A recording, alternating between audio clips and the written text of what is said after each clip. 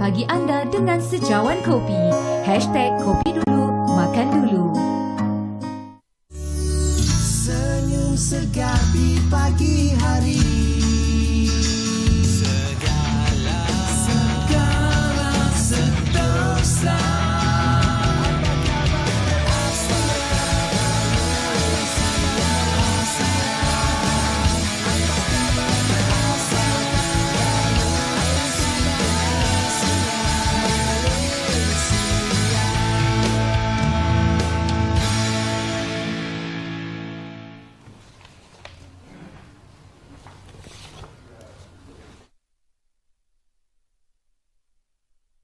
Assalamualaikum, selamat pagi. Terima kasih untuk anda yang terus bersama kami di Bernama TV, saluran yang betul 502. Ini apa khabar Malaysia? Pagi ini bertemankan saya Cedi dan juga Nurul.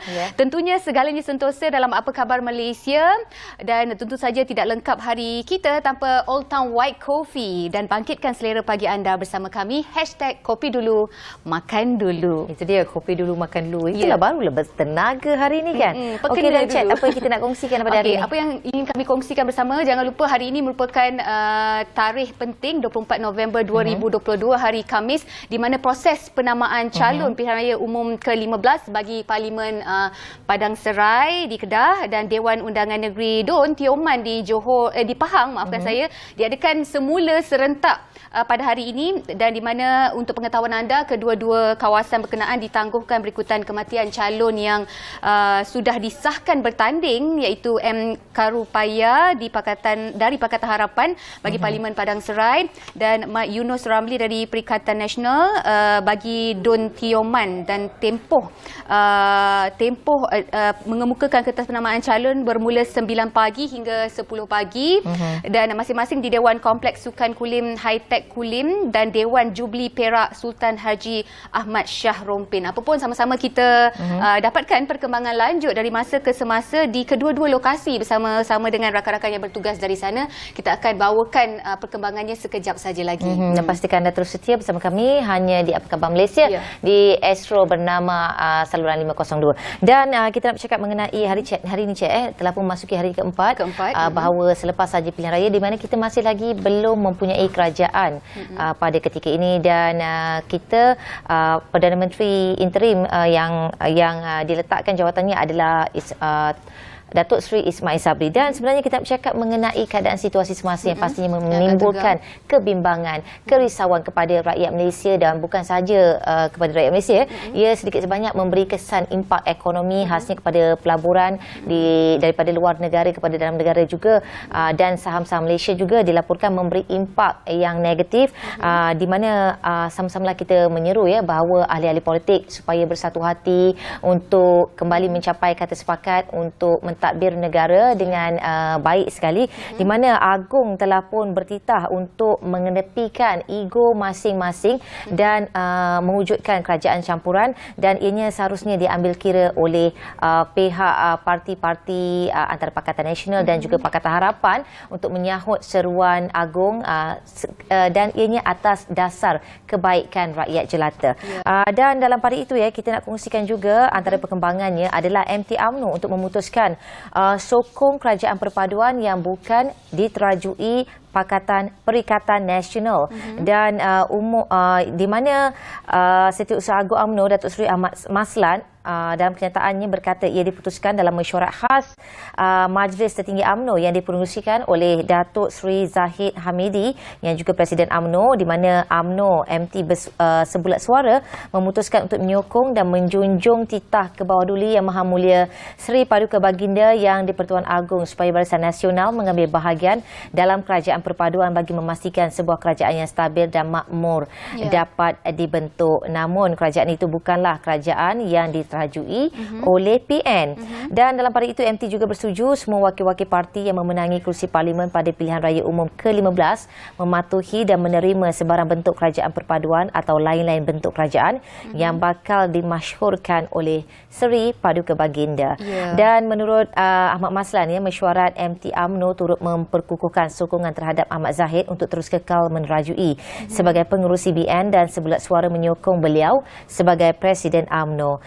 Dan beliau turut memaklumkan Perhimpunan Agung UMNO 2022 akan diadakan dari 21 hingga 24 Disember bagi memperkatakan ataupun memperkemaskinikan mengenai isu dalaman parti pastinya. Walaupun kita sebagai rakyat Malaysia sebenarnya terpalit dengan kekusutan yang berlaku ini. Betul. Dan kita harapkan juga kepada parti-parti politik masa untuk berpolitik dah pun selesai, dah pun tamat. Jadi kita harapkanlah apa yang dititahkan, apa yang diperintahkan oleh Agung untuk kerajaan bergabung, mungkin itu satu perkara yang kita perlu ambil kira juga. Dan ini juga merupakan satu sinar juga, Chat, sinar untuk kita nampak lebih jelas siapakah kerajaan yang memerintah tidak lama lagi, dan diharapkan segala kekhususan dan kekalutan dapat dileraikan secepat mungkin, insyaAllah. Baik, seterusnya kita ke Klang, di mana saya percaya penduduk di Klang dah sedia maklum tentang perkara ini, di mana Jawatankuasa Pengurusan Bencana Daerah Klang melalui pautan di Facebook memberitahu memaklumkan ketinggian paras air laut dijangka mencecah 5.3 meter pada hari ini dan juga Jumaat ini. Rentetan daripada itu, penduduk di sekitar daerah Klang diarah peka dengan risiko berdepan dengan fenomena air pasang besar yang bermula sejak semalam hingga Ahad ini, yang mungkin membawa kepada bencana banjir. Dan pihak Pengurusan Bencana Daerah JPBD mengingatkan warga Klang untuk sentiasa bersiap sedia dan cakna dengan keadaan semasa alam sekeliling dan mendapatkan maklumat terkini mengenai cuaca serta arahan lanjut daripada pihak agensi kerajaan yang bertanggungjawab. Itu dia antara selingan kisah politik dan kisah banjir. Berhati-hati mengenai keadaan cuaca sekarang ni, yang sememangnya kita tahu musim hujan yang turun luar biasa, dan mana jua lokasi kena ambil cakna akan kesiapsiagaan mengenai keselamatan keluarga kita. Dan mengenai ini kita nak beralih kepada laporan sukan. Ada berita yang menggembirakan di mana mengenai squash 3 pemain negara mara ke suku akhir terbuka Malaysia.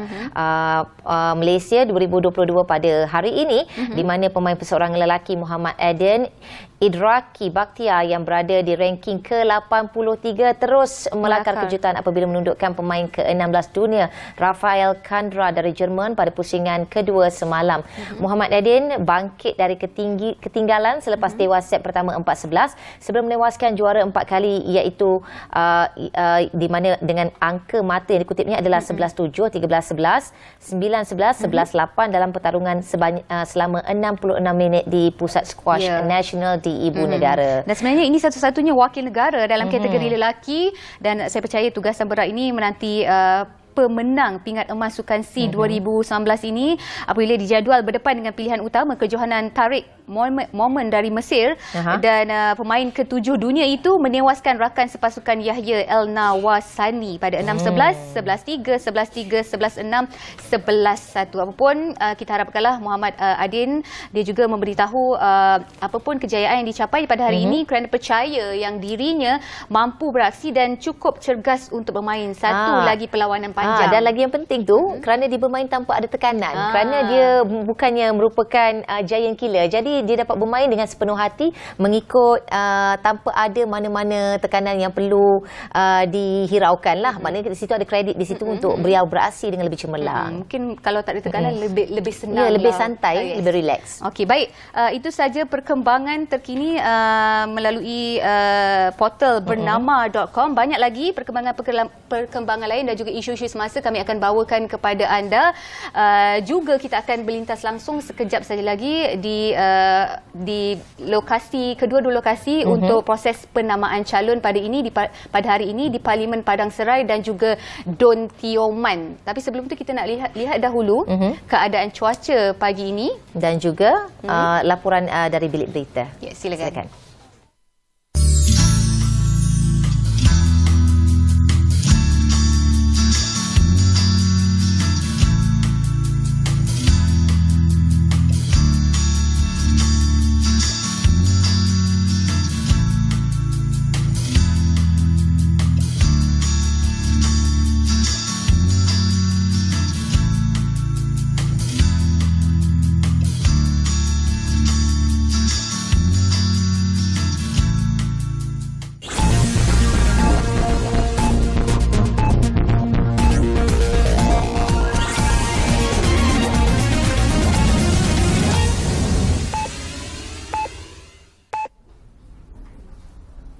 Assalamualaikum dan salam hormat. UMNO menyokong untuk menyertai kerajaan perpaduan seperti yang dizahirkan oleh Yang di-Pertuan Agong Sultan Abdullah Riayatuddin Al-Mustafa Billah Shah, namun bukan dengan parti yang diterajui oleh Perikatan Nasional PN bagi memastikan sebuah kerajaan yang stabil dan makmur dapat dibentuk. Ia diputuskan dalam mesyuarat khas Majlis Tertinggi MT UMNO yang dipengerusikan oleh Datuk Seri Ahmad Zahid Hamidi yang juga Presiden UMNO. Menerusi kenyataan dalam mesyuarat selama lebih 7 jam yang bermula pada 8.30 malam itu, MT juga bersetuju semua wakil parti yang menang kerusi parlimen pada pilihan raya umum ke-15 mematuhi dan menerima sebarang bentuk kerajaan perpaduan atau lain-lain bentuk kerajaan yang bakal dimasyurkan oleh Seri Paduka Baginda. Ia selepas memperhalusi segala butiran kedua-dua perbincangan yang dijalankan oleh Jawatankuasa Perundingan BN dengan Pakatan Harapan dan Perikatan Nasional.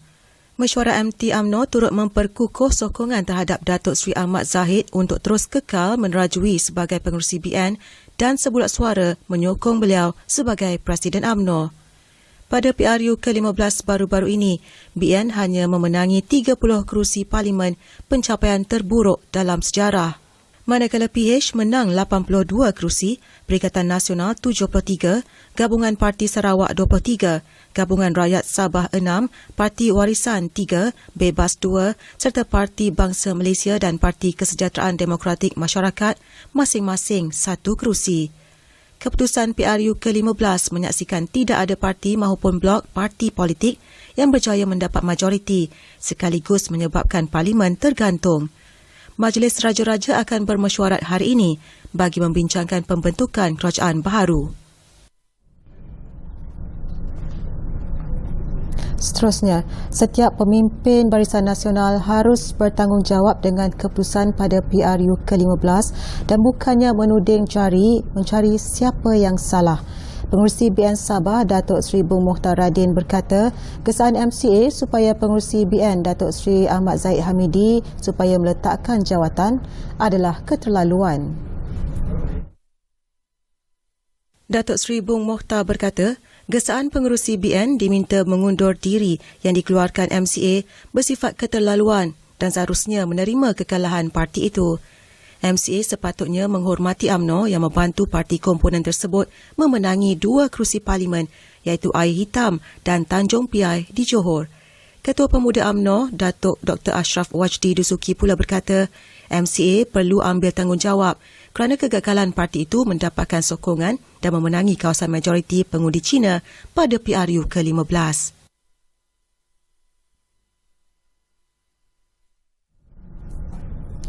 Susulan Perikatan Nasional Pahang meletakkan calon wanita daripada PAS, Nur Idayu Hashim pada PRU ke-15 bagi kerusi Dewan Undangan Negeri Tioman. Naib Presiden PAS Datuk Idris Ahmad berkata keputusan itu membuktikan PAS adalah sebuah parti yang bersifat inklusif serta tidak mengetepikan kaum wanita sebagai calon parti mereka. Pemilihan Nur Idayu Hashim sebagai calon Dun Tioman juga berdasarkan beberapa kriteria yang ada pada calon berusia 35 tahun ini. Antaranya ialah soal kebolehan untuk ini berkandidat untuk bagi Dun ini. Yang keduanya ialah kita melihat juga dari segi background, aktiviti dia dengan masyarakat. Maka itu atas pilihan-pilihan kita.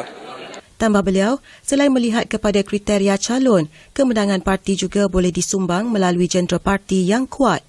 Beliau berkata demikian kepada pemberita selepas hadir majlis pengenalan calon Dun Tioman di Kampung Sepakat Rompin malam tadi. PRU ke-15 bagi Dun Tioman ditangguh. Ekoran kematian calon PN Muhammad Yunus Ramli pada hari pengundian 19 November lepas dipercayai akibat serangan jantung. SPR menetapkan hari ini sebagai hari penamaan calon disusuli pengundian awal pada 3 Disember dan 7 Disember sebagai hari pengundian. Sekian dari Bilik Berita. Assalamualaikum. Salam hormat.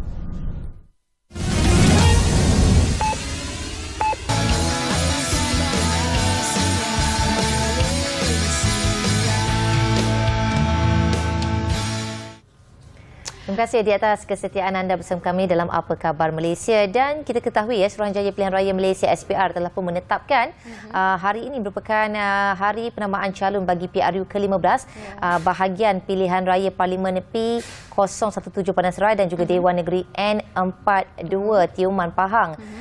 Dan kita nak meninjau dahulu di Pahang rasanya di Tioman bersama dengan rakan wartawan kita iaitu Tasha.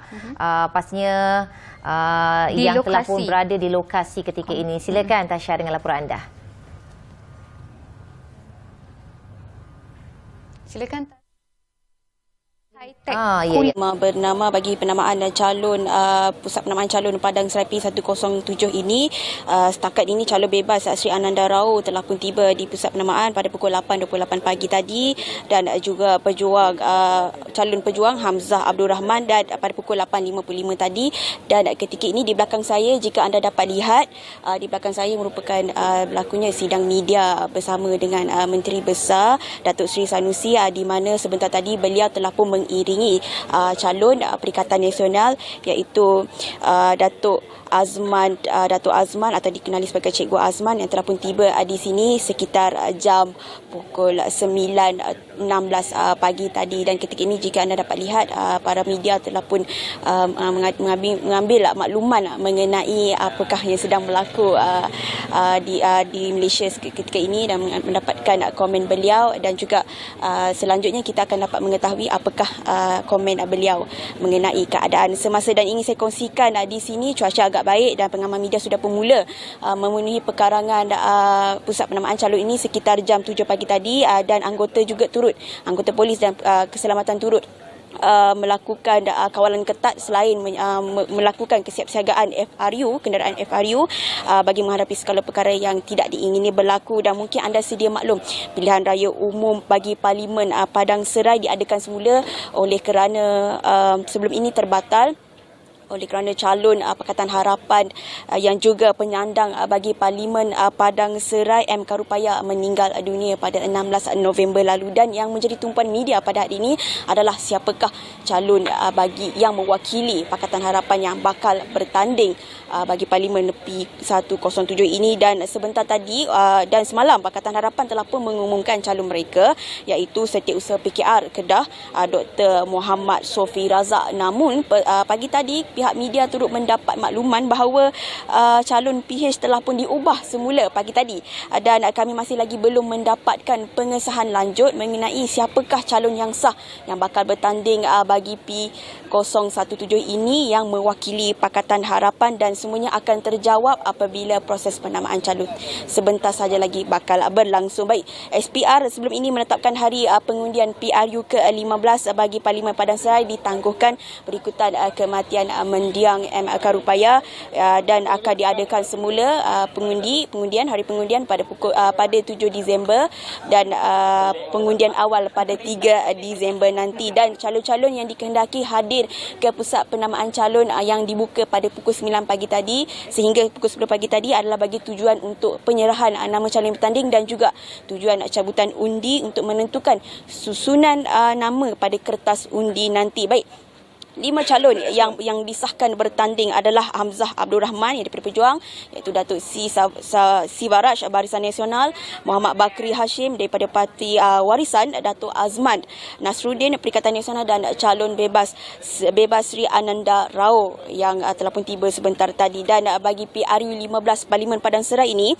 akan menggunakan 46 pusat mengundi biasa yang mengandungi 230 tempat mengundi saluran dan 1 pusat mengundi awal dan juga 2 tempat mengundi saluran. Jika anda lihat di belakang saya ini, para penyokong sudah pun mula memenuhi perkarangan di kompleks sukan high-tech Kulim ini. Dan jika anda lihat, penyokong daripada Perikatan Nasional bersemangat bersama dengan Menteri Besar di sana, Datuk Seri Sanusi, dan juga penyokong-penyokong yang berarak daripada pukul 9 pagi tadi menuju ke sini memberi sokongan kepada calon mereka iaitu Datuk Azman, itu calon Perikatan Nasional bagi bertanding bagi pilihan raya umum Parlimen Padang Serai P017 ini. Baik, saya kira itu saja yang saya dapat kongsikan bersiaran langsung dari Pusat Penamaan Calon Kompleks Sukan High-Tech Kulim ini. Kita kembali ke Wisma Bernama di Kuala Lumpur. Silakan.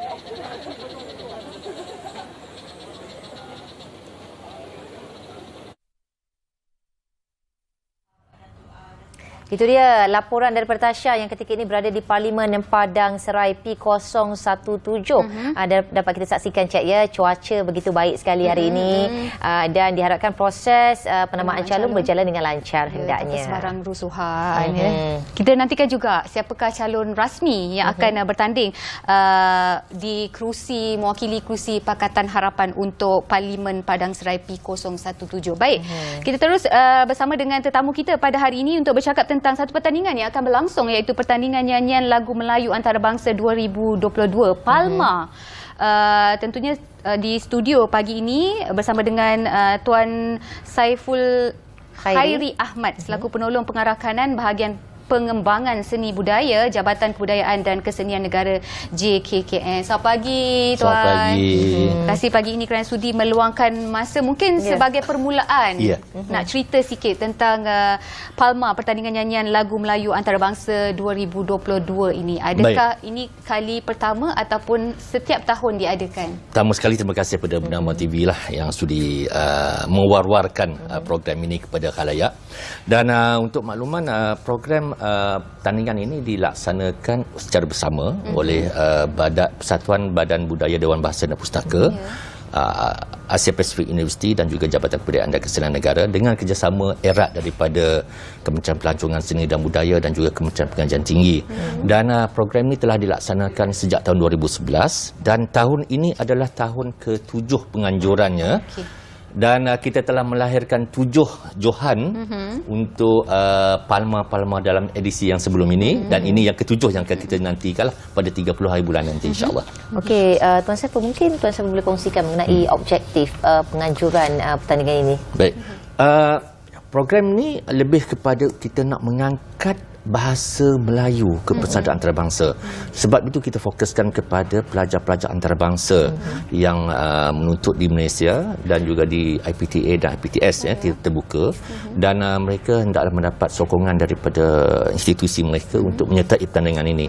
Dan selain daripada kita nak mengangkat bahasa Melayu ataupun bahasa Malaysia, bahasa kebangsaan kita ke peringkat yang lebih tinggi ke persada antarabangsa, kita juga nak menyokong dan juga mematabatkan juga karya-karya tempatan yang dihasilkan oleh komposer-komposer Malaysia untuk diketengahkan ke peringkat antarabangsa secara tak selangsungnya lah. Bagaimana proses pemilihan? Adakah penyanyi-penyanyi ataupun peserta dah mula dipilih ataupun masih lagi dalam proses pemilihan? Bagaimana? Ya, dalam setiap pertandingan tu sepatutnya kita melalui proses-proses saringan untuk mendapatkan yang terbaik yang terbaik daripada yang baik. Jadi kita baru saja melangsungkan proses saringan pada 22, 23 dan 24 akhir hari inilah. Dan juga pertandingan ni, peringkat saringan ni kita telah mendapat penyertaan lebih daripada 50 penyertaan daripada pelajar-pelajar antarabangsa daripada seluruh negara. Yang paling jauh yang kita dapat pesertanya daripada Sabah. Yang selainnya di sekitar Lembah Kelang. Okey, Cik Saiful, kita nak tahu juga mengenai kriteria yang melayakkan seseorang itu memasuki ataupun calon dalam pertandingan nyanyian lagu Melayu antarabangsa 2022 ni. Okey, baik. Dari segi kriterianya, yang pertamanya haruslah pelajar yang sah di mana-mana institusi pengajian tinggi awam dan swasta. Yang keduanya, mereka mempunyai bakat yang untuk diketengahkan. Dan yang ketiganya, lagu yang dipertandingkan, lagu yang nak dinyanyikan tu, kita berikan peluang kebebasan kepada mereka untuk memilih lagu mana yang mereka suka. Dan lagu tu hendaklah 100% menggunakan bahasa Melayu. Maknanya kalau kita lihat di radio sekarang ni pun lagu ada yang menggunakan bahasa Melayu campur dengan bahasa Inggeris kan. Jadi yang ini kita syaratkan semuanya adalah berbahasa Melayu sepenuhnya. Dan setakat ni kita nak tahu juga mengenai penyertaan ataupun sambutan yang diterima. Bagaimana? Alhamdulillah kita dapat sokongan daripada peserta-peserta antarabangsa ni lebih daripada 50 penyertaan. Dan hari ini pun masih lagi ada yang datang untuk sesi uji bakat. Hari ini hari terakhir kita. Dan kalau kata penyertaan tu, saya rasa memang bila saya tengok sesi saringan tu memang sangat-sangat memujakan bagaimana mereka cuba menguasai bahasa Melayu dengan sebaik-baiknya. Kalau kita tengok dulu kan pernah viral, pernah ditularkan tentang warga asing yang menyanyikan lagu Salim yang menggunakan suara yang hampir sama dengan Salim. Jadi kalau kita tengok yang ini pun ada juga yang memiliki keunikan suara masing-masing. Jadi itu keunikan yang kita boleh kongsikan. Jadi penyertaan masih lagi dibuka? InsyaAllah penyertaan masih lagi dibuka sehingga bila tu? Sehingga jam 12 hari ini. Dan sekiranya di luar sana yang menyaksikan ini adalah mereka terdiri daripada pegawai-pegawai daripada IPTA, IPTS yang ingin menghantar peserta daripada IPTA masing-masing, boleh berhubung dengan kami di talian 019 36 99003. Berhubung dengan saya dan saya akan maklumkan juga kepada petugas ataupun pegawai-pegawai yang menyelaraskan. Maknanya syarat-syarat untuk menyertai pertandingan bagaimana? Perlu bawa -1 sendiri ke? Apa yang diperlukan semasa pertandingan? Masa pertandingan tu masa saringan masa saringan kita perlukan lagu tu disediakan sendiri oleh peserta dan membawa ataupun dalam CD untuk ke tempat saringan. Tempat saringan kita laksanakan di Asia Pacific University di Bukit Jalil. Jadi kami mengalu-alukan kalau kata ada peserta-peserta antarabangsa yang berminat untuk menyertai dan menengahkan bakat mereka berbahasa Melayu dengan sepenuhnya, kami alu-alukan kehadiran mereka. Okey, itu dia. Dan kalau tadi kita dah berlintas langsung bersama dengan wartawan kita bagi meninjau mengenai suasana di Pusat Penamaan Calon Parlimen Padang Seraya P017, dan kali ini kita nak terus ke Pusat Penamaan Calon Dun Tioman N42 bersama dengan Amir Fazril. Silakan Amir dengan laporan anda.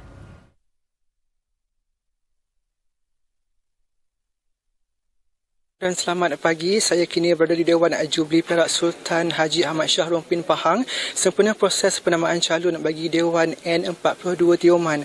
Setakat ini hanya 4 orang calon yang mengesahkan akan bertanding telah hadir di pusat penamaan calon, dan pada pukul 8.40 pagi calon pertama yang hadir iaitu dari Parti Pejuang Osman A. Bakar, kemudiannya diikuti calon dari PN Nur Hidayu Hashim pada pukul 8.50 pagi, calon bebas Sulaiman Bakar pada pukul 9 pagi dan calon BN pada pukul 9.11 pagi. Seperti kita sedia maklum, SPR telah menetapkan hanya calon, pencadang dan penyokong sahaja digunakan masuk ke pusat penamaan calon. Suasana di Dewan Jubli Perak Sultan Haji Ahmad Shah jelas kelihatan penyokong-penyokong dari parti yang bertanding bersemangat melaungkan sokongan kepada calon mereka.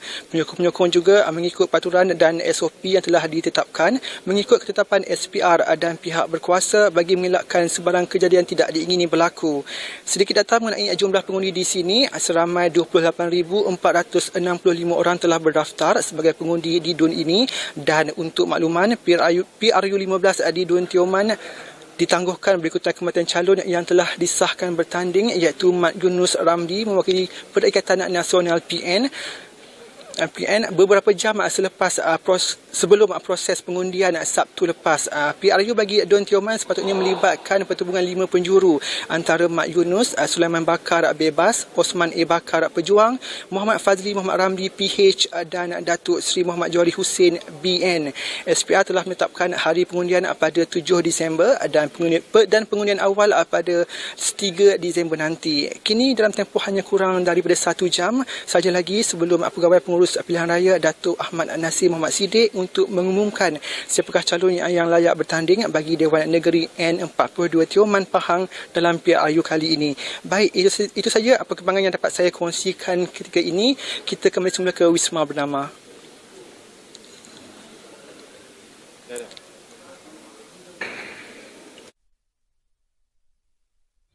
Okey, terima kasih Amir atas laporan anda itu tadi langsung dari Dun Tioman N42. Dan sama-sama kita nantikan perkembangan terkini yang kami akan bawakan dari semasa ke semasa, pastinya hanya di Bernama TV. Dan kita berbalik kepada tetamu kita di studio pada hari ini, iaitu Encik Saiful Khairi Ahmad bagi membincangkan mengenai Palma Pertandingan Nyanyian Lagu Melayu Antarabangsa 2022. Dan Encik Saiful, kita nak tahu juga mengenai lokasi dan juga pada bilakah pertandingan itu akan dilangsungkan. Baik, peringkat akhir pertandingan Lagu Melayu Antarabangsa 2022 ini akan dilaksanakan di Balai Budaya Tun Syed Nasir di Dewan Bahasa dan Pustaka dan pada 30 hari bulan, maknanya hari Rabu minggu depan, kurang lebih seminggu lagi lah acara ini akan dilaksanakan, dan kita akan menyaksikan 10 peserta terbaik yang akan mempertaruhkan bakat dan suara mereka di atas pentas nanti. Maknanya proses pemilihan ataupun saringan masih lagi berjalan bermula hari Isnin hari itu sehingga ke hari ini merupakan hari yang terakhir. Betul. Dan JKKN masih lagi mencari calon-calon ataupun peserta yang sesuai untuk bertanding dalam pertandingan nyanyian lagu Melayu antarabangsa 2022 ini. Antara negara yang terlibat sama yang boleh menyertai. Pertandingan ini terbuka kepada semua peserta antarabangsa dan yang mana mereka tidak menggunakan bahasa Melayu sebagai bahasa asas dalam pertuturan. Contohnya antara negara yang tidak kita benarkan ialah Malaysia sendiri, Indonesia, Singapura, Brunei dan juga di selatan Thai. Jadi negara-negara ini yang kita sedia maklum penggunaan bahasa Melayu secara meluas dan menggunakan bahasa Melayu itu secara harian. Jadi negara ini kita tak benarkan. Tetapi kalau kata dia daripada Filipina, dibenarkan. Saya faham ada juga yang akan mengatakan Filipina pun kalau di selatan Filipina menggunakan bahasa Melayu juga, tetapi bahasa Melayu saya rasa amat minimal lah dari segi penyertaan gitu ya. Jadi kita mengharapkanlah peserta-peserta daripada seluruh dunia yang berada, ataupun pelajar-pelajar yang seluruh dunia yang berada di Malaysia belajar secara sah dan mereka mendapat sokongan daripada institusi pengajian tinggi masing-masing untuk menyertai pertandingan ini. InsyaAllah. Pastinya meriah, penuh dengan warna. Meriah. Maknanya 10 sahaja peserta yang akan dicari untuk melayakkan diri ke pertandingan akhir, pertandingan Palma, pertandingan nyanyian lagu Melayu antarabangsa ni. Mungkin boleh ceritakan sedikit tentang pertandingan akhirnya nanti, bagaimana suasananya? Boleh bagikan gambaran pada mereka di luar sana yang mana tahu nak datang kan, nak mengunjungi. Baik, kalau untuk para penonton yang berada di luar sana yang ingin menyaksikan pertandingan ini secara live, boleh mengikuti pertandingan ini di YouTube Dewan Bahasa dan Pustaka, juga di Asia Pacific University, begitu juga di JKKN TV, di media sosial JKKN. Jadi kami memalu-malukan anda untuk menyaksikannya secara langsung, dan apa yang hendak dihidangkan nanti sesuatu yang sangat menarik, kerana bukan saja dari segi penampilan bakat, penampilan dan juga penggunaan bahasa itu sendiri. Itu yang kita nak highlightkan, nak ketengahkan kepada masyarakat, bagaimana masyarakat antarabangsa menggunakan bahasa Melayu untuk dalam bidang seni suara dengan sebaiknya. Kadang-kadang kalau kita sebut kita gunakan perkataan okey, baik, yes dan sebagainya, tapi ini 100% menggunakan bahasa Melayu. Jadi satu cabaran. Bila saya tengok semalam sesi saringan pun, wow. So, mereka menghafal, mereka menghayati, cuba mempelajari apa maksud ayat-ayat, apa lirik-lirik lagu itu sendiri. Kadang-kadang penggunaan bahasa Melayu mereka pun lebih bagus daripada orang tempatan juga kan. Jadi kalau kita tengok sekarang ni tular di media sosial, bagaimana wanita Inggeris berbahasa Melayu dengan dialek Penang, Pulau Pinang ya. Jadi satu yang unik macam selebriti kita Mak Dan kan, jadi menggunakan dialek Terengganu sepenuhnya. Dan sekarang ni wanita Jerman menggunakan bahasa Melayu. Jadi satu yang unik bagi kita, dan saya rasa kita bangga sebagai rakyat Malaysia apabila bahasa kita digunakan dengan sebaiknya kan. Okey, Cik Saiful, kita nak tahu juga apakah harapan terhadap program Palma ini? Pastinya harapan kami di pihak penganjur daripada Persatuan Badan Budaya Dewan Bahasa dan Pustaka JKKN dan juga Asia Pacific University mengharapkan sokongan daripada semua institusi pengajian tinggi lah untuk menghantar penyertaan, dan mungkin untuk di masa-masa hadapan untuk kita semarakkan lagi penggunaan bahasa kita di kalangan pelajar-pelajar antarabangsa. Dan kami juga mengharapkan sokongan daripada warga Malaysia untuk sama-sama menyokong usaha ini. Sebab kalau kita tengok, kita gigih untuk belajar, kita gigih belajar bahasa Korea kan. Kadang-kadang apa yang dicakap dalam bahasa Korea tu kita sendiri tak faham. Samalah juga bagaimana mereka gigih untuk mempelajari bahasa kita. Jadi ini sesuatu yang harus dibanggakan, dan kita juga menyokong hasrat dan impian Yang Amat Berhormat Perdana Menteri yang ke-9 untuk mengangkat bahasa Malaysia ataupun bahasa Melayu ni ke persaudaraan antarabangsa kan. Jadi harapan kami bahasa Melayu terus berkembang di peringkat antarabangsa dan insya-Allah mendapat sokongan daripada negara-negara lainnya untuk memperkembangkan lagi bahasa Melayu kita, insya-Allah. Pertandingan masih lagi dibuka di saat-saat akhir ini, mungkin boleh hantarkan penyertaan menerusi laman web JKKN itu sendiri dan kita boleh tahulah dekat sana apa habuan, apa yang ditawarkan hadiahnya. Mungkin lumayan kalau melibatkan peserta antarabangsa ni. Semuanya di media sosial JKKN sendiri. Apapun, terima kasih banyak kita ucapkan kepada tetamu kita pada hari ini bercerita tentang satu pertandingan iaitu Palma, pertandingan nyanyian lagu Melayu antarabangsa 2022. Encik Saiful Khairi Ahmad selaku penolong pengarah kanan bahagian pengembangan seni budaya Jabatan Kebudayaan dan Kesenian Negara JKKN. InsyaAllah kita jumpa di lain masa, Tuan. InsyaAllah. Terima kasih atas sekali lagi kesempatan ini. Terima kasih. Okey, dan baiklah, kita akan berhenti rehat seketika dan kembali selepas ini. Teruskan setia bersama kami hanya di JKM.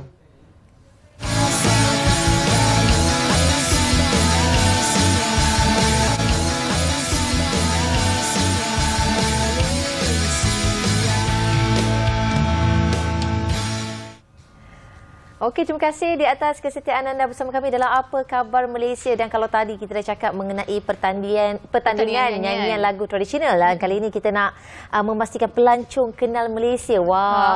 Saya terbayang-bayang dengan satu percutian yang menarik.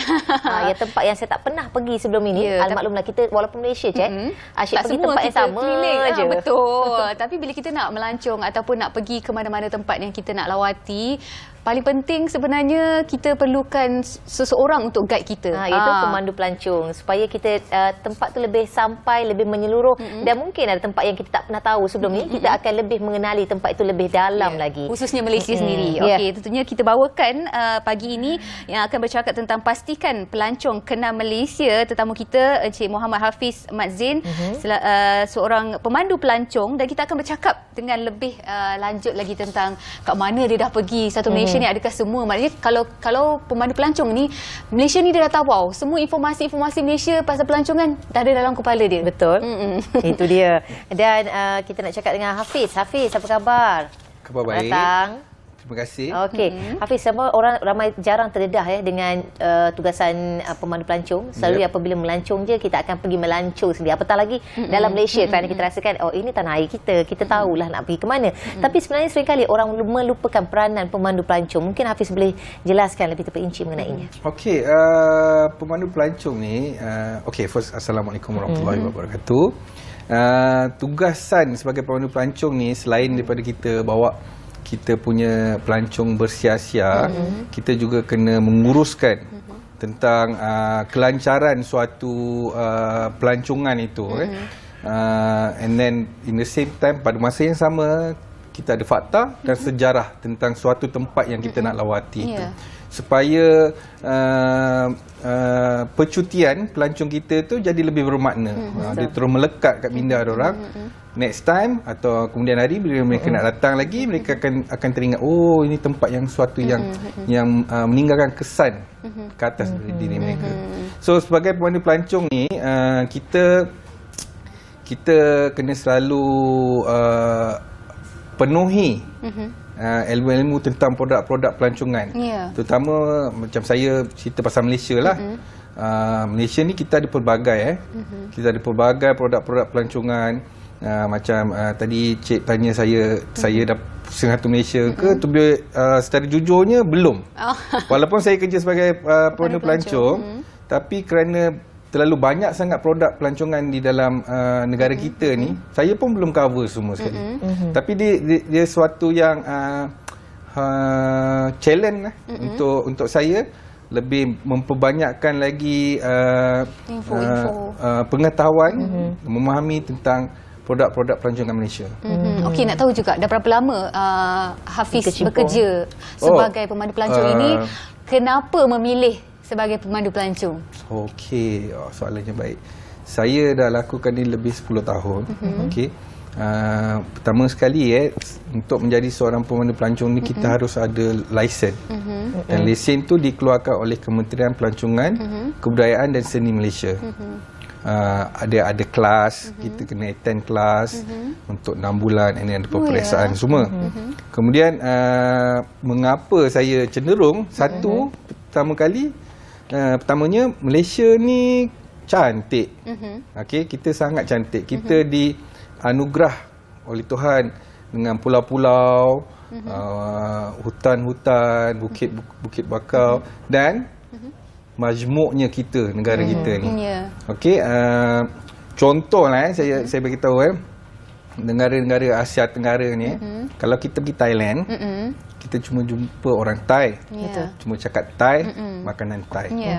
Tapi kalau kita datang Malaysia, kita boleh dapat makanan Cina, makanan Melayu, makanan India dan budaya-budaya yang pelbagai. Kita ada Borneo, kita ada Semenanjung Malaysia. Dan dua ini offer totally benda yang berbeza. Itu je. Sebab apa saya nak jadi tour guide, sebab saya nak kongsi kecantikan negara saya ni dengan dunia. Itu dia, jauh perjalanan, luas luas pemandangan. Yes. Itulah dia nak berperibahasa tapi ingat-ingat lupa. Okey, Hafiz, kita nak cakap juga mengenai cabaran kan untuk menguruskan pelancong, sebab kita seperti yang kita ketahui, mengurus pelancong itu adalah manusia. Manusia ni mempunyai pelbagai karakter kan. Antara cabaran yang Hafiz lalui itu bagaimana? Mengurus manusia ni suatu bukan mudah, bukan mudah kerana rambut sama hitam kan, karakter lain-lain. Okey. Ikut kepala ni, tetapi kita kena letak diri kita sebagai mereka. Mereka melabur duit, mereka nak melancong, mereka nak percutian yang hebat, yang indah. Okey. Jadi kita punya tugas ni, cabarannya selain kita menguruskan karakter yang berbagai ini, kita juga kena menguruskan kelancaran perjalanan. Dan kita kena kena deal dengan transport, atau accommodation, tempat tinggal, makanan. Dan kita kena tahulah ada do and don'ts lah. Macam saya katakan tadi, kita kena ambil lesen ni, kena ambil kelas kan. Dalam kelas tu mereka akan ajar. Ada perkara-perkara yang kita tak boleh sentuh, sensitivity, topik-topik. Bukan semua topik kita boleh bincang dengan mereka. Tapi bagaimana kita nak menguruskan lah. Okay? Ini main dengan emosi, ada juga main emosi. Saya pernah hadapi orang yang datang cuti tapi dia emosi. Macam mana kita nak urus emosi dia orang? Macam mana nak handle orang macam tu? Takkan nak ikut emosi dia kan? Takkan kita nak ikut emosi dia. Jadi orang lain pula yang terpalit. Jadi dengan terkesan dengan perangai dia. Itu antara cabaran-cabaran lah sebagai pemandu pelancong. Okey, antara lainnya kita tahu Malaysia ni unik. Apa yang Hafiz kongsikan keunikan Malaysia ini kepada orang luar? Saya selalu saya bangga dengan kesatuan kita, unity kita. Kita ni majmuk. Okey, sebagai pemandu pelancong, saya harus juga bawa mereka ke pelbagai-bagai rumah ibadat. Contoh, saya seorang Melayu dan seorang Islam, tapi saya harus bawa mereka ke kuil India, contoh Batu Cave, ataupun ke kuil Cina. Apa ilmu yang saya tahu, okey, saya sampaikan. Tetapi kalau mereka nak lebih tahu, saya akan sarankan mereka jumpa orang yang sepatutnya lah untuk tu. Kemudian apa yang penyatuan kita ni atau harmoni kita ni, makanan kita, fashion kita, our lifestyle kan, itu suatu yang unik selain daripada apa yang kita ada, alam semula jadi kita ataupun kita punya taman tema ke apa. Okey, utama bagi saya yang selalu saya sampaikan kepada pelancong-pelancong luar ini tentang Malaysia ni truly Asia. Sebab tu lah dalam dalam tourism punya tema Malaysia truly Asia, sebab dekat Malaysia ni satu Asia ada. Itulah dia. Itu dia. Kalau biasa kita dengarkan pelancongan hanya nak meninjau panorama kan, nak menikmati keindahan alam sekitar, tetapi sebenarnya pelancongan ini juga adalah media untuk penyatuan masyarakat. Dan kita akan berhenti rehat seketika dan kembali selepas ini.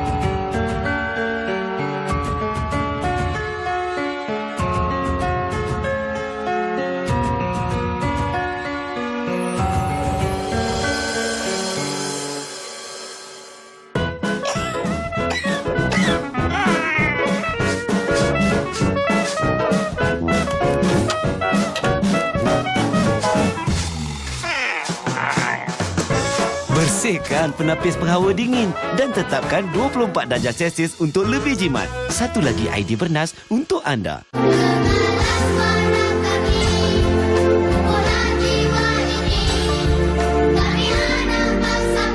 Sebagai pesakit kanser, asap rokok dan vape sangat berbahaya. Apabila terhidu, ia sangat menyesatkan dada kami. Kami wakil pelajar akan berusaha memastikan generasi masa depan bebas daripada amalan merokok. Kami wakil belia meneru untuk kita sama-sama mewujudkan generasi yang bebas daripada sebarang bentuk amalan merokok. Kami sokong GEG.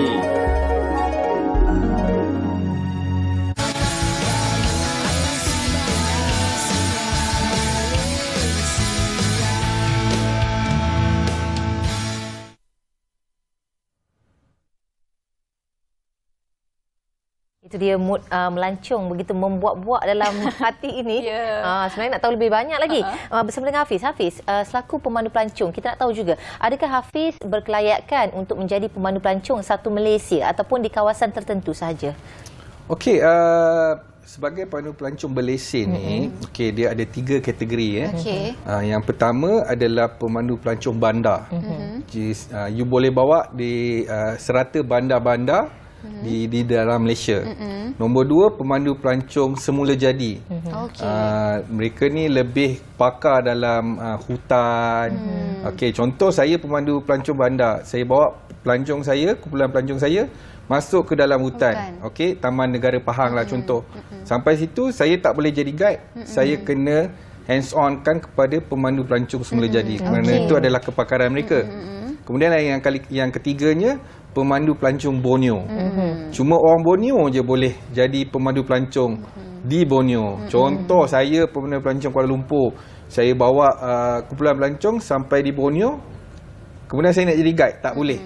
Kena pakai orang Borneo yang ada lesen sebagai guide. Dengan cara ni masing-masing dapat berkongsi rezeki lah, share the cake. Tiba pula pelancong nak pergi ke pusat penyiaran, hands over kepada kami sebagai pemandu pelancong pusat penyiaran pula ya. Okey, baik. Bila kita pergi melancong yang kita mesti mencari makanan yang unik, makanan yang istimewa, apa yang menarik di tempat-tempat tertentu. Macam pelancong dari luar yang datang ke Malaysia, mungkin lokasi yang mungkin menjadi pilihan yang favorite, kegemaran. Lokasi ni setiap negeri di Malaysia ni, setiap negeri ada istimewanya. Betul. Terutama daripada segi makanan. Dan yang saya selalu sarankan lah, paling ni lah nasi lemak lah. Itu memang showing Malaysia tu kan. Dan apabila kita sampai di suatu destinasi negeri itu, apa yang terbaik, apa yang the best di negeri makanan itu, tempatan. makanan tempatan. Dan pelancong-pelancong ni kebanyakan mereka melalui makanan mereka akan faham apakah itu budaya tempat setempat itu. Itu juga yang selalu saya sampaikan. You makan makanan ni, datang pada tempat ini, how do you feel it? Apa yang you rasa? This is how the local people do it. Itulah, dia cakap je kita dah terbayang dah berada di lokasi sesuatu lokasi percutian. Dah kena cuti dah sebenarnya ni. Okey, Hafiz, sebenarnya kita nak tahu juga selalunya pada Hafiz selaku pemandu pelancong, apakah keunikan Malaysia yang Hafiz kerap kali zahirkan kepada orang luar? Keunikannya, saya rasa saya dah cakap dah tadi. Keunikan kita tentang majmuknya kita lah. Okey, kita tiada macam mana harmoninya kita tentang kepelbagaian daripada segi agama ataupun budaya itu. Itu adalah suatu yang unik, menarik dan menarik di Malaysia ini. You're not gonna get anywhere. I mean in Asia. Hanya di Malaysia. Dan dalam masa sama, Hafiz, bagaimanakah caranya supaya Hafiz selaku pemandu pelancong nak meningkatkan lagi ataupun nak mempromosikan lagi produk pelancongan Malaysia di mata dunia? Apa usaha yang Hafiz lakukan? Kalau saya diberi kuasa lah atau apa yang saya akan usaha, macam mana saya nak promosikan. Kita ambil contoh satu macam Korea. Melalui filem, melalui muzik, satu dunia tahu tentang Korea. Itu suatu promosi yang baik. Dan daripada segi lain pula, macam mana kita nak promosikan negara kita ni, saya selalu percaya word of mouth. Kita tak perlu bajet yang besar, nak letak billboard ke apa. Word of mouth. Mereka yang datang kat sini, kita nak mereka datang lagi, repeaters. Kita tak nak mereka datang sekali je. Mereka datang, and then next time mereka datang dengan family, dengan kawan. So this is marketing word of mouth lah, promosi dari mulut ke mulut. Itu adalah lebih baik daripada lebih efisien. Lebih terkesan lah sebenarnya kan. Dan teknologi sekarang zaman viral je. Zaman viral, betul. Berbanyakkan video TikTok. Okey, yang terkini mungkin Hafiz boleh kongsikan bersama. Akan ada kemasukan pelancong-pelancong luar yang datang ke Malaysia lagi untuk dibawa pusing ke Malaysia, bagaimana? Pada tahun 2019 sebelum pandemik kita mendapat lebih daripada 34 juta pelancong. Kemudian pandemik pada tahun 2020 kita lebih kurang 400,000 orang datang. Kita drop lah. And then for tahun 2021 ni kita naik balik 14 juta. Bagi saya pembukaan sempadan itu suatu yang sangat bagus. Dan pelancongan Malaysia ni adalah salah satu main attraction ataupun revenue negara. Sayanglah kalau kita tak menggunakan apa yang kita dah dianugerahkan oleh Tuhan ni, negara yang cantik ni. Kalau kita tak menggunakan dia sebaik yang boleh untuk meningkatkan lagi. Dan saya percaya tahun-tahun akan datang graf pelancongan kita akan meningkat baik. Akan tetapi itu semua bergantung pada kestabilan ekonomi dan politik negara. Ya, betul. Itu juga mempengaruhi antara kestabilan politik dan ekonomi negara. Dan Hafiz, difahamkan juga Hafiz terlibat dengan pelancongan berbasikal sesuatu yang menarik itu, pelancongan berbasikal. Mungkin Hafiz boleh terangkan spesifik mengenainya. Sekarang ni saya menerajui ataupun menguruskan suatu syarikat pelancongan lokal di Kuala Lumpur, buat pelancongan berbasikal di Kuala Lumpur. Dan package yang kami ada package 4 jam, 3 jam, 2 jam setengah. Tapi kayu basikal ni bukannya kita kayu macam Litu di Langkawi nak race-race tak. Ni kayu yang santai. Dan berhenti-berhenti ada 13 stop lah, place of interest yang kita berhenti, di mana tour guide kita akan ceritakan tentang sejarah tempat itu dan apakah special tentang tempat itu. Dan sebagai seorang pemandu pelancong yang baik, kamu perlu menjadi seorang pencerita atau storyteller yang baik, supaya apa yang you cerita tu melekat di minda mereka dan di hati mereka. Supaya sampai. Bagus juga Cik. Sambil-sambil melancong berbasikal, 2 package kita dapat sambil cuci mata, badan pun sihat. Okey, kita tak punya banyak masa ni. Mungkin sedikit di saat-saat akhir ni Hafiz boleh kongsikan mungkin ada sesuatu yang terkesan daripada pelancong di luar sana yang mana kita boleh applykan dalam apa pelancongan kita sendiri di Malaysia ni. Sekali lagi? Apa yang terkesan daripada pelancong sendiri, budaya mungkin, makanan, apa yang dikongsikan kepada Hafiz yang membawa kesan kepada kita yang boleh kita applykan dalam pelancongan Malaysia sendiri. Okey, pertama kali kebanyakan pelancong mereka agak terkejut dengan negara kita yang moden dan infrastruktur kita yang bagus. Kerana kebanyakan market atau yang saya buat adalah market daripada Eropah atau daripada Amerika Utara, US lah. Mereka selalu ada orang kata mindset kata Malaysia ni negara dunia ketiga. So diorang assume kita ni masih lagi mundur lah.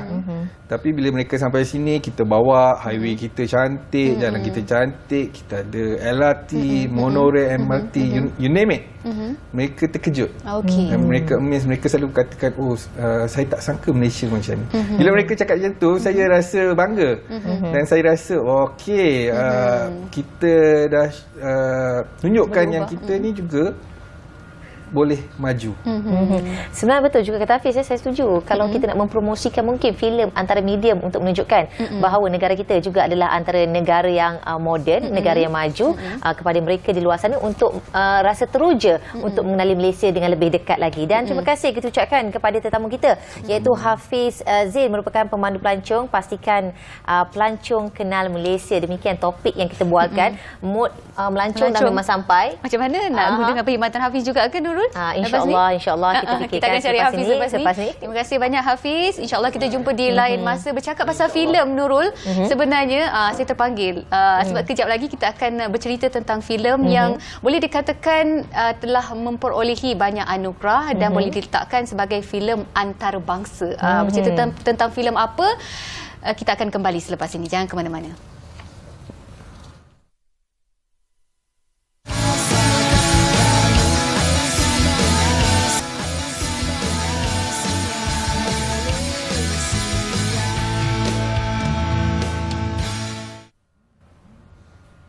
Ya, bersua kembali di Apa Khabar Malaysia. Kalau tadi bercakap tentang pemandu pelancong punya tugasan ataupun peranan yang mungkin anda tak tahu, mungkin sekarang lebih orang kata lebih memahami dan mungkin kalau nak keluar melancong, sekarang tengah mood nak pergi bercuti kan, mungkin boleh ambil kira lah bagaimana nak menggunakan ataupun nak dapatkan perkhidmatan pemandu pelancong itu sendiri. Tapi itu tentang pemandu pelancong.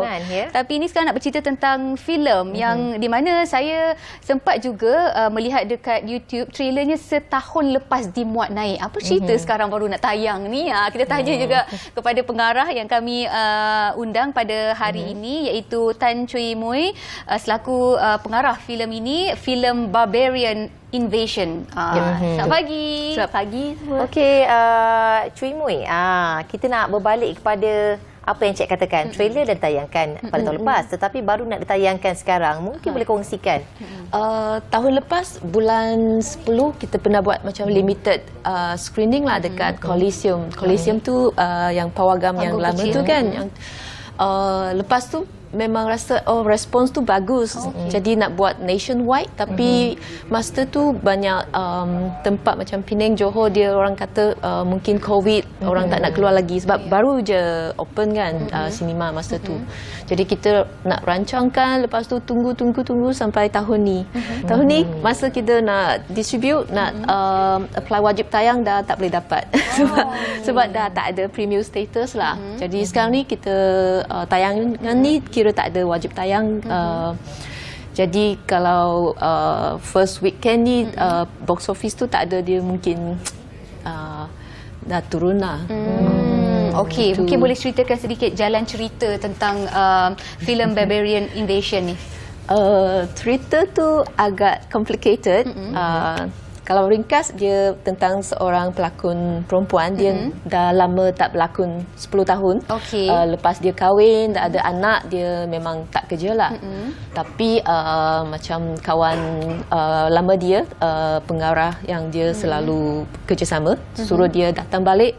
Yang watak yang baru ni challenging sikit sebab dia nak buat Born Identity yang action film tu, tapi Southeast Asian punya version lah. Jadi nak dia jadi Born Identity woman version lah. Jadi dia kena buat latihan martial art, kena buat semua tu. Yang lagi susah sebab anak dia sudah bercerai. Jadi anak dia ikut sekali.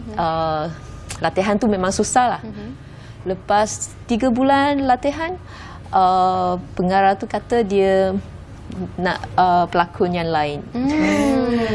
Masa sama anak dia kena culik, jadi dia kena macam pergi fight back for Okey, kita simpan dahulu kisah ini.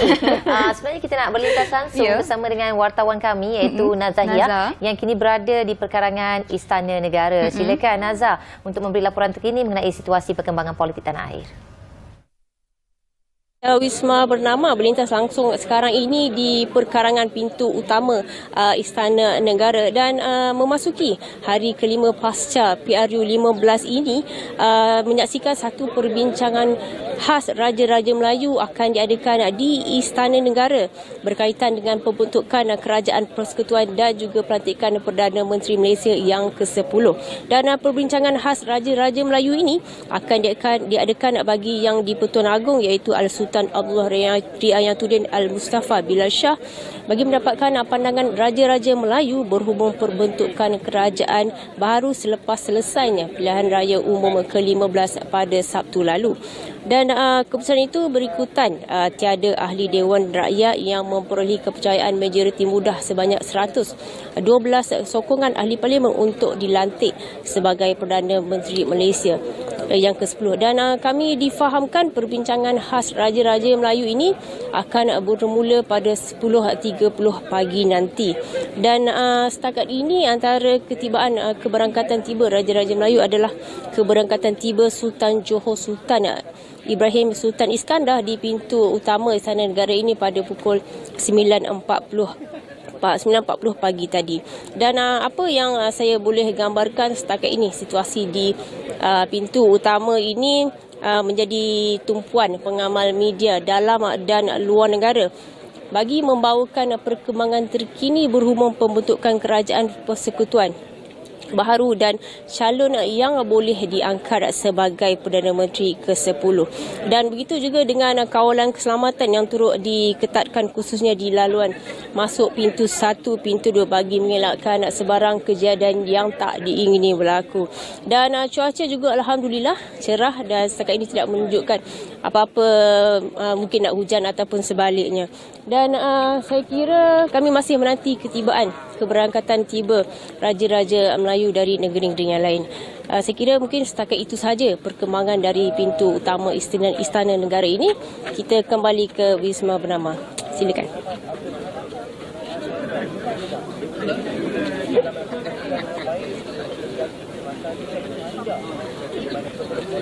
Terima kasih Nazah, itu tadi langsung daripada Istana Negara. Dan seperti yang dimaklumkan oleh Nazah akan adanya berlangsungnya perbincangan khas Raja-Raja Melayu dalam menentukan kepimpinan kerajaan Malaysia yang bakal berlangsung pada 10.30 pagi, sebentar saja lagi. Maknanya belum ada keputusan, sama-sama kita tunggu agar dapat keputusan pada hari ini juga dan kita dapatkan lagi perkembangan dari masa ke semasa, kita bawakan juga kepada anda. Baiklah, kita terus bersama dengan tetamu kita di studio pagi ini, bercerita tentang filem Barbarian Invasion ini. Mungkin boleh sambung lagi cerita tentang proses pembikinan semasa filem ini dijalankan. Difahamkan 2 tahun lepas masa pandemik berlaku, filem ini penggambarannya dilakukan. Mungkin dah proses awal tayang di tayangan pertama awal dahulu, ada tak penambah mungkin ada scene yang ditambah ke untuk menambah baik lagi jalan cerita filem ini? Itu tak ada. Tak ada lagi, okey. Tak ada. Tapi masa syuting itu memang tengah-tengah PKP yang pertama dengan yang kedua. Sebab kita yang rancang yang shooting tu bulan 4 2020. Masa bulan 3 saya ingat lagi 16 hari bulan Mac kita pergi ke Kemaman lah, shooting kat Kemaman Terengganu. Nak finalize semua pre-production. Malam tu ada radio announcement kata lockdown 18 hari bulan Mac. Jadi kena cancel. Cancel cabaran shooting. dia. Jadi kita postpone lah sampai bulan Jun. Nasib baik boleh lancarkan bulan Jun, kita shooting 3 hari, lepas tu bulan 7 bulan 8 18 hari lagi. Jadi semua dah maknanya habis. Pengambaran diteruskan, masih lagi mengekalkan pelakon yang sama. Siapa peneraju pelakon filem ini? Mungkin boleh kongsikan bersama selain daripada Bron Palare. Ya, pelakon saya turut pelakon. Lepas tu Bron Palare, James Lee dengan Pete Teo. Itu dia antara barisan pelakon yang hebat sekali ya. Dan Moy, kita nak tahu juga selaku pengarah filem, apakah cabaran yang Moy berdepan dalam pembikinan filem Barbarian Invasion ini? Sebenarnya banyak orang ingat yang latihan martial art tu yang paling mencabarkan, tapi bagi saya yang tu yang part yang saya suka, saya enjoy. Wow. Walaupun mungkin training tu 3 jam sehari, masa tu saya kena train Muay Thai, Jiu-Jitsu, Krav Maga dengan Filipino martial art. Tapi yang tu saya suka. Yang susah tu bagi saya berlakon. Sebab saya tak ada tak biasa pelakon lah. Saya biasa behind the scene, behind the camera. Rasa okey lah kalau behind the scene boleh control, rasa okey sikit. Tapi depan kamera macam susah sikit. Cabaran dia. Mungkin yang tu yang cabaran. Beza antara jadi pelakon dan pengarah. Mana yang lebih dekat di hati sebenarnya? Jadi pengarah. Sebab saya suka control tau. Macam okey, kamera kena angle tu macam ni, shot ni macam ni, you jalan sini, blocking semua kan. Tapi kalau pelakon, you macam rasa tak tahu nak buat apa. Yang susah lagi kalau saya pengarah kan, jadi saya tak nampak monitor. Yang tu rasa macam debar sikit. Macam sebenarnya apa yang cuba disampaikan melalui filem ini kepada masyarakat kita? Sebenarnya yang yang topik pertama tu tentang apakah diri kita. Yang tu macam filosofi sikit, tapi cerita tu memang senang. Macam lepas saya jadi seorang ibu, memang rasa dah tak ada kehidupan sendiri. Semuanya priority tu kan anak kita, semua masa semua tu kena spend kat dia semua kan. Lepas tu career tu pun tak ada, dah tak boleh kerja semua. Jadi soalan tu siapa diri kita, mengapa kita kena buat ni, apa beranan, apa identiti semua. Filem ni saya macam untuk cari jawapan lah. Tapi memang tak ada jawapan. Dia memang satu soalan, lepas tu soalan lain. Tapi ceritanya dia start dengan drama, lepas tu mungkin macam kungfu sikit, lepas tu macam action film. Adalah. Sinopsis dia apa? Apa cabaran mengenai kisah apa ni sinopsisnya? Sinopsis tu kalau tengok sinopsis lepas tu bandingkan dengan trailer kan, ada rasa macam tak kena. Sebab filem tu memang filem dalam filem. Dia filem berat, agak berat juga ya sebenarnya. Tak berat sebenarnya. Agak entertaining. Sebab ceritanya kan tentang pengarah tu, dia cari pelakon ni untuk buat Born Identity, dia buat latihan semua. Lepas tu tak dapat filem tu kan, tapi dia kena pergi fight dengan penculik anak dia kan. Jadi dia jalan cerita tu memang macam first macam drama sikit, lepas tu dah jadi filem aksi, lepas tu jadi filem thriller. Kalau jalan cerita tu dia agak komersial lah. Banyak elemen yang digabungkan untuk memberikan unsur-unsur suspense kepada penonton yang melihatnya. Dan pandangan Moy sendiri ya, bagaimanakah caranya untuk kita memajukan lagi filem tempatan supaya ianya standing di peringkat antarabangsa? Kita kalau lihat dekat Asia Tenggara kan, industri filem dekat Thailand, dekat Indonesia, dekat Filipina memang maju, Singapura pun. Kalau Malaysia kan kita sebelum ni 60-an 70-an kan maju, tapi sekarang masa kebelakangan kalau banting dengan jiran-jiran kita lah. Saya rasa sebab ada dua cabaran. Satu, kita tak ada producer yang berkaliber. Macam kalau Indonesia ada Mira Lesmana, dia yang buat ada apa dengan cinta dengan Leskar Pelangi. Dia pun turut jadi scriptwriter kan. Dia yang producer yang faham filem, yang boleh buat banyak yang ada visi lah. Lagi satu, scriptwriter. Kita perlukan scriptwriter yang boleh hasilkan skrip yang original, memang tentang Malaysia, tapi bukan macam copy Hollywood sajalah.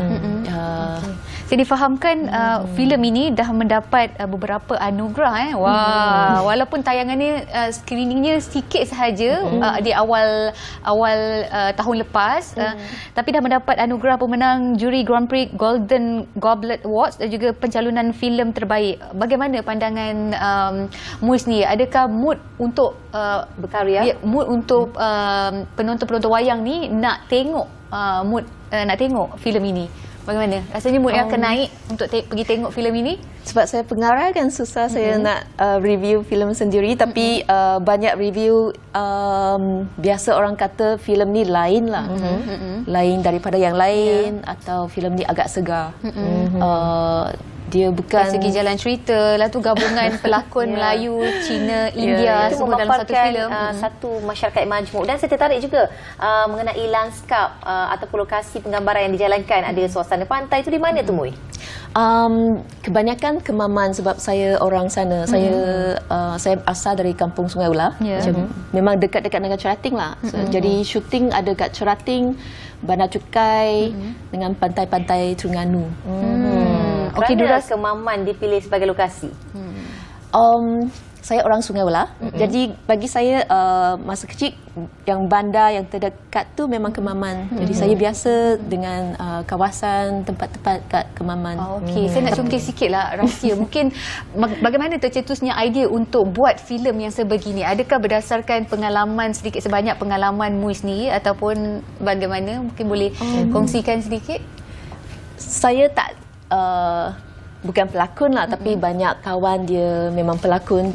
Lepas kahwin memang dia stop kerja kan. Yang pengalaman jadi seorang ibu tu memang saya sendirilah yang macam tak boleh kerja, tak boleh buat apa-apa. Yang tu memang semua. Tapi yang banyak tu dia memang sebab apa yang masyarakat kita lalui juga sebenarnya. Adalah. Ada lagi pengiat artis semua kan. Yang kita tanya apakah karya kita sendiri, adakah itu memang hasil kita. Jadi yang filem ni ada macam singkir sendirilah, macam nak copy Born Identity semua.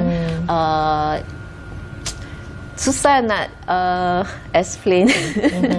Kalau baik boleh tengok filem lepas tu boleh faham apa yang cuba disampaikan. Dari segi pemilihan pelakon nak tahu juga meletakkan Bron Palare ni, adakah memang itu satu kata daya penarik juga sebab kita tahu pengalaman Bron bagaimana melalui pelbagai filem.